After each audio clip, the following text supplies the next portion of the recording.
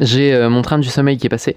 Du coup, je vais refaire passer quelqu'un, mais ce sera vraiment le dernier par contre, parce que moi aussi j'ai des choses à faire demain, même si fameux dimanche.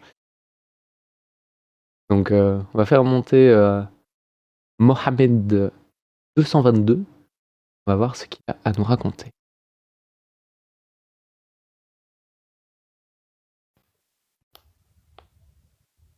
Bonsoir. Bonsoir. Bonsoir, comment vous allez? Ça va et toi? Ça va, ça va.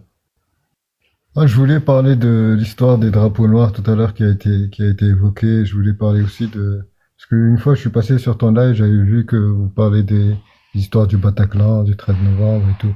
Je voulais un peu parler de cette situation Ok. qui était passée. Et toi, Je tu es... pense, je pense que c'est... Je suis musulman sunnite. Ok.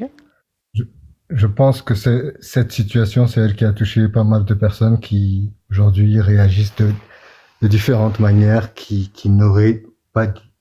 Si c'était, je pense que s'il y avait eu une autre situation, ils n'auraient pas réagi de cette manière.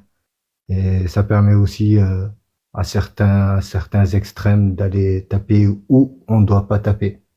Mais bon.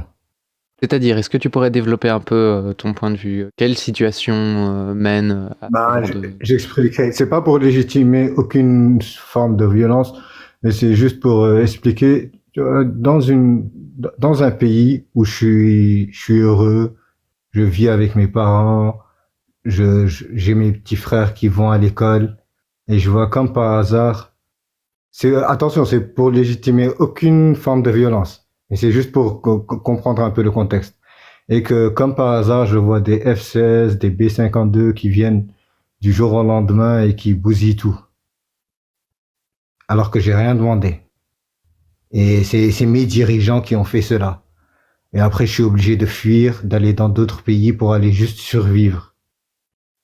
Après, à ce moment-là, s'il n'y a pas un suivi psychiatrique ou il n'y a pas un suivi juridique qui pourra calmer ces familles, sachez que il y aura des répercussions partout. Je pense même que là, les conflits qui sont là en cours, que ce soit en Ukraine ou en Russie, ce sera la même chose. Il y aura des répercussions dans pas longtemps.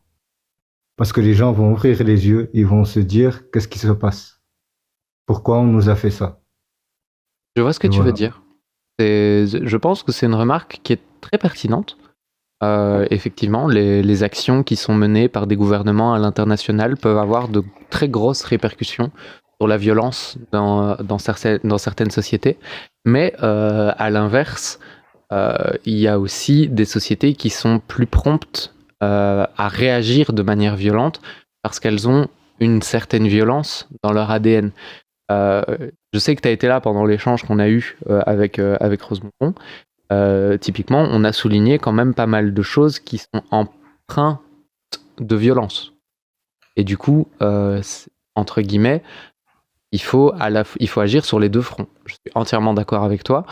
Quand tu dis qu'il y a des actions à l'international qui ont des conséquences parce qu'elles sont mal gérées à la fois par les gouvernements qui sont en cause de ces violences et par les gouvernements qui sont victimes de ces violences, ça c'est quelque chose que je t'accorde complètement volontairement.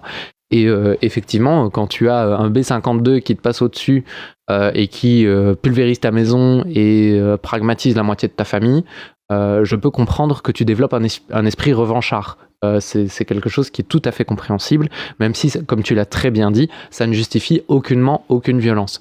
Ceci dit, ce sera beaucoup moins évident de venir commettre des actes terreaux si il n'y avait pas une notion de violence intrinsèque. Ici, par exemple, on parle de l'islam, et l'islam sunnite, qui plus est quand même réputé, et au-delà de ça, puisqu'on passe quand même beaucoup de temps à étudier les textes et à voir si c'est vrai, et à essayer de lutter contre cette violence, est quand même une société empreinte de violence. Et donc, je suis tout à fait d'accord avec toi. On est face à un problème qui est plus complexe que simplement une religion ou simplement une philosophie de vie, mais il faut agir là où on a la possibilité d'agir. Moi, malheureusement, j'ai pas la possibilité d'avoir une quelconque action, que ce soit sur les décisions qui sont prises par mon gouvernement. Même si j'en suis très triste, normalement je suis censé vivre dans une démocratie, et je me retrouve citoyenne d'une démocratie sans pouvoir. Donc c'est très dérangeant d'un point de vue purement idéologique. Mais malheureusement, c'est le monde dans lequel je vis et j'essaye de le changer comme je peux au quotidien.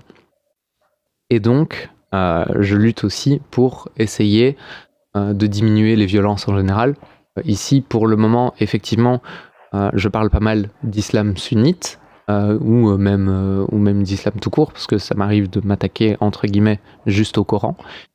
Mais je le fais avec bienveillance et respect, parce que le but, c'est d'obtenir pour tous une société moins encline à la violence. Donc si on me présente, si par exemple un chrétien monte et présente ses arguments, je vais avoir la même démarche, essayer de tendre vers une société moins violente.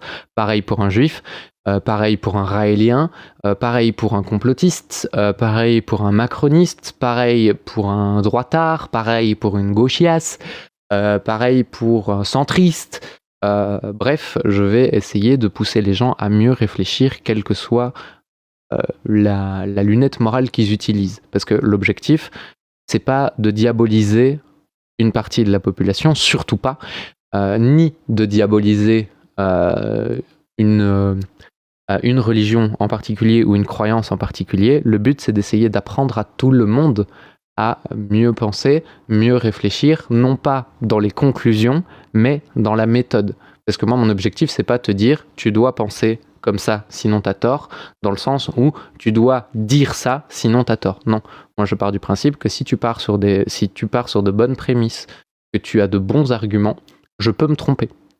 Et donc, si tu arrives avec une bonne méthode, tu pourras dire quelque chose de différent de moi et avoir raison, là où moi, j'ai tort potentiellement. Mais je pense pas que la vérité avec un grand V soit accessible pour l'être humain. Je pense qu'il y a de multiples moyens de s'approcher de la vérité, et puis qu'à un moment, de toute façon, la morale finit par rentrer en jeu. Et comme la morale finit par rentrer en jeu, au bout d'un moment, on peut plus dire qui a tort ou qui a raison. Mais il faut baser notre morale sur les faits, parce que c'est les seules choses qui sont vérifiables. Et c'est les seules choses pour lesquelles on ne peut pas se tromper. Merci beaucoup. Je suis ravi de cet échange.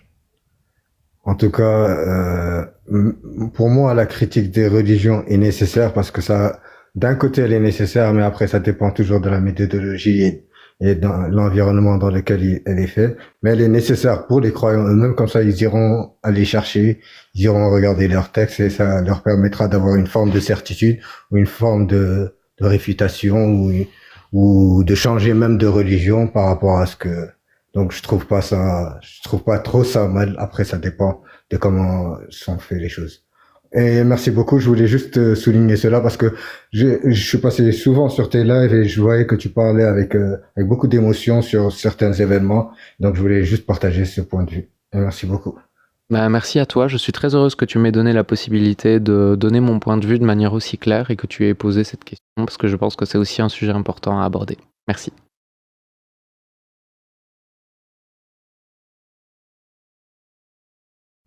Eh ben, nous y voilà. C'était un dernier échange très court et très cordial, mais ça fait plaisir d'avoir des gens qui montent et qui ont un truc à dire et qui écoutent la réponse. Ça fait plaisir d'avoir un musulman sunnite qui monte et qui est pour la critique de la religion, quoi. Merde, ça arrive pas tous les jours.